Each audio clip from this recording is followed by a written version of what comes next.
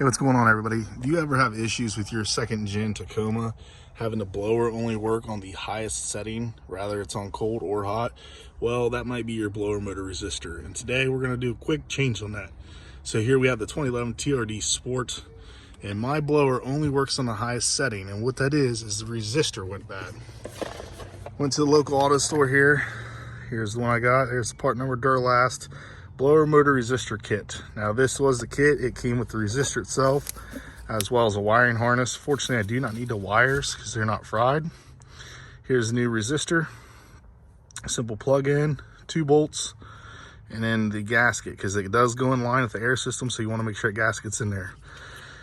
And to note, to install, all you'll need is a ratchet and a 7/32, believe it or not, socket. You got these 2 bolts. And where it is at is on your passenger side, up under the dash, where all your air vent control stuff is for the most part.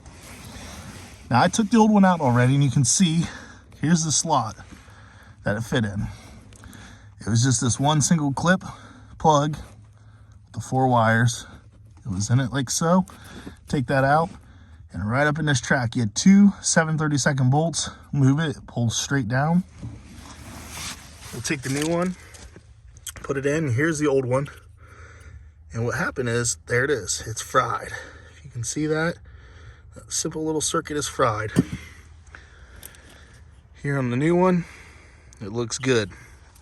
And what this does, what causes it, is it's the way it works. The resistor is on the lower settings. It puts resistance, which makes this blower go slower.